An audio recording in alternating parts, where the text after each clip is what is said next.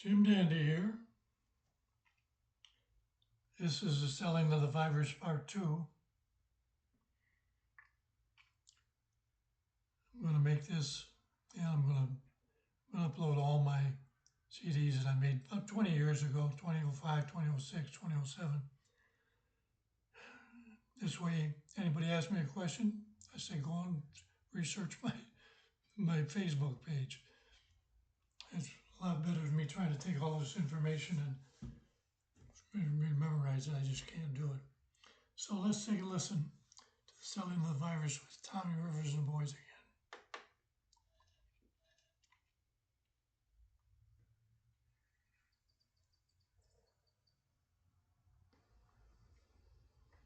This audio is part 2. The selling of the filterable virus is the cause of human disease, a total lie. In the first audio, in the origin of the filterable virus as the cause of human disease, we learned that viruses were particles of dead, diseased products that were spun in a centrifuge machine. This machine separated the solids from the liquids. The solids were placed under the electron microscope, which only sees dead objects. It was these dead particles that Dr. Thomas Rivers, the director of the Rockefeller Drug Company and the head of the virology department of the National Foundation for Infantile Paralysis, sold the idea to the medical profession that filterable viruses were the cause of human disease. Now you will learn on this audio how the American public in the 1950s were miseducated and lied to by the popular magazines, and how the magazine companies and the American public were lied to by these shysters who call themselves virologists. These are the quotes. I will try to refrain from any personal comments, as my objective is to give you the facts in the selling of the filterable virus as a cause of human disease. Harper's Magazine, 1951. The title is Those Virus Diseases. Sooner or later, this child and his younger sister will be infected with the virus of poliomyelitis. Comment. This statement implies that everyone carries or will be infected with the polio virus. Back to the quotes. Unlike bacteria, viruses are particles within cells. Since they aren't visible with the ordinary microscope, it has required the modern electron microscope to confirm they exist. The virus exerts its lethal effect by entering the cell and diverting its life processes to the production of more virus. Considerable controversy still continues as to whether viruses are living things. Among the commonest virus diseases of man are measles, mumps, shingles, the common cold, polio, smallpox, and rabies. The virus enters the nervous system directly without circulating into the bloodstream. Immunity against any given virus disease can be acquired by vaccination, that is, of the introduction of the agent itself. Harper's Magazine, April 1951. Polio is a virus which thrives on human association. Quick Magazine, July 28, 1952. The title, We're Licking Polio. More viruses could be grown for use in a future vaccine. It would form antibodies which would then check the viruses. Polio viruses invade the blood before destroying nerve cells. Scientists believe that the virus of polio spreads from person to person. Newsweek magazine, November 23, 1953. There is an advertisement on the page before the article. A company is selling electron microscopes. They show a picture of viruses that they say causes influenza. This flu virus is said to be magnified 70,000 times. The ad says these particles of the flu virus cause the flu. The reader is obviously being conditioned and set up to believe the story on the next page about viruses being the cause of human disease. Quote, the Salk vaccine is made of killed or inactivated virus. The killed virus is still strong enough to manufacture the mysterious agents called antibodies. Word came from two groups of scientists that the elusive poliovirus has at last been isolated and photographed. The spirically shaped virus is so small, it is 1/1,000,000th of an inch in diameter. Life magazine, February 22, 1954. They are talking about not finding germs in disease. Then they state in 1892 a Russian named Ivanovsky showed the reason. The infectious material was so small that it passed through the finest laboratory filters. So small, even when it could be isolated, they could not be seen because it lay beyond the power of the strongest microscope. Those infectious agents were called filterable viruses and in time shortened to simply viruses. So here's a thought. Do you remember the specific antibody theory? If the virus was invisible, how would they know a polio antibody from a measles antibody from any other type of antibody? Think about that. Quote, says Dr. John Colmer used diluted poliovirus secured from the ground up spinal cord of monkeys. In talking about a disease, the writer says it was caused by a virus which no one had seen. When John Enders was asked how he grew polioviruses, Enders said he grew polioviruses because he tried hard. Really. And Dr. Rivers, answering the same question, said, Enders is a very stubborn man. Time magazine, March 29, 1954. Bit by bit, it became clear that polio is caused by a virus that is too small to be seen by any pre-electronic microscope. Parents magazine, July 1st, 1954. Reaching out to parents, these guys didn't miss a trick. This article says the information came from the National Foundation for Infantile Paralysis and a number of virus factories. Talk about walking into the wolf's den. Quote, the tiny viruses which caused polio were discovered by Karl Landsteiner back in 1909. They neglect, of course, to mention the barbaric act he committed in his diabolical experiment. In 1910, Dr. Simon Flexner announced that when polio viruses were injected into monkeys, they died of polio. Fails to mention his barbaric and diabolical experiment also. Polio viruses usually enter the human body through the mouth and leave in the stools. Newsweek, April 25, 1955. The discovery by Karl Landsteiner only 46 years ago that a virus caused polio. No mention of his method. Dr. John Enders said the virus could be grown. Dr. David Bodine said he found virus in the bloodstream before it attacked the nervous system. Consumer Reports, March 19, 1956. It must be remembered that Salk vaccine does not prevent the polio virus from invading the body, but it does help prevent the virus causing paralysis or injury to the nervous system. There is nothing mysterious about the way the Salk vaccine works. Polio is caused by a virus. Wisdom, the magazine of knowledge for all America, August 1956. It was known that a child who had recovered from polio was apt to be immune, but there were instances of the same person having the disease twice. It was known that the cause of the disease was a virus. And it shows a picture of a polio virus magnified 180,000 times, fails to mention the electron microscope only seeing dead things. Quote, scientists were not sure how the virus enters the body. Fighting disease like polio sounds simpler than it was. Scientists know that was caused by a virus. Paget Magazine, March 1958. On the cover, a sure cure for all virus diseases.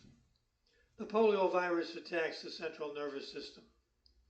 In 1955, Dr. Robert Hobner of the National Institutes of Health remarked that he would not hesitate to suspect viruses in any disease of the mysterious origin. He reported that viruses have been found attacking the heart, liver, and kidneys. Huh. And then they mention the source, Martinez Bejernik, and his tobacco plant. Saturday Evening Post, September 26, 1959. On the cover, the doctor's pursuit of virus killers. The headline of the story, Hunting the Invisible Killers. Subheadline, here's a complete authoritative report on modern medicines. Fascinating search for the villains that cause a majority of mankind's illnesses. The elusive submicroscopic viruses. There's a half-page picture of a polio ward, shows two kids, and the caption says the two young patients contracted the viral disease and had not received the Salk shots. Yeah, think about that. Story opens with a statement that viruses cause more sickness than any other class of parasites. Of course, at least parasites exist, they're real. Viruses cause 700 million illnesses a year: measles, mumps, chickenpox, the common cold, influenza. Says the proof is overwhelming that viruses can cause all types of malignant tumors in mice, rabbits, and hamsters. Sure they can in the laboratory. Refers to the foundation of Martinez Bejernik as the founder of the filterable virus. They do tell you the truth, they just don't tell you all of it. Brings up the first look at viruses through the new electron microscope, which was done in the 1930s, by the way. The writer admits polio and hepatitis increased in 1958 and 1959 despite previous vaccinations. And here comes the real reason for all these lies.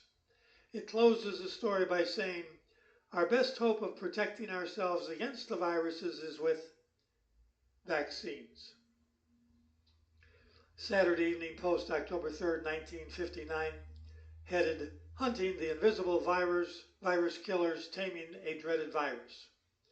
Viruses can cause all manner of distress, from warts to colds to even some cancers.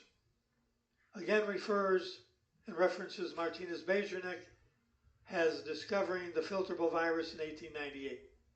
Says the breakthrough came in tissue culture and hatching eggs as the virus host. This is their trick. It's the embryo that's alive and not any virus, as you now know. Saturday Evening Post, October 10, 1959. Headline, Hunting the Invisible Killer. Subtitle, how teams of virologists are uncovering some startling secrets about infectious diseases, including that most baffling affliction of all, the common cold. Shows the picture of Dr. Alphonse Dochez.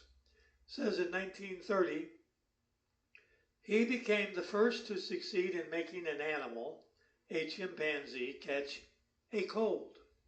So you know I had to look this doctor up. And here is the real story, and more proof of just how the American people were lied to in the 1950s. Here's from Dr. Alphonse's report. He says a cold is caused by a filterable virus. The doctor explains his experiment. Hey, you ready? I hope you're not eating anything right now. Because nasal discharge washings are prepared from a human being suffering from an acute cold.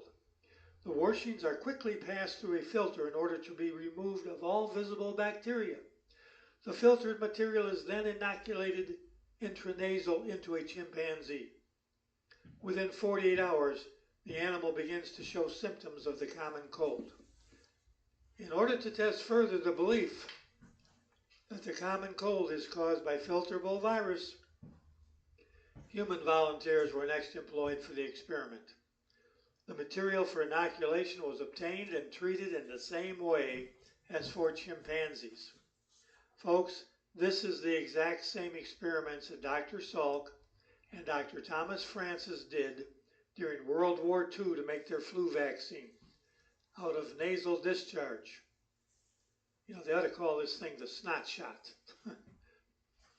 Dr. Alphonse then says, are you ready? Our practical aim in this investigation of the common cold has been to explore the feasibility of the development of a successful method of, you guessed it, immunization. And there you have it. The writer then brings up the name of Dr. Thomas Francis. This was Jonas Salk's teacher in the 1940s.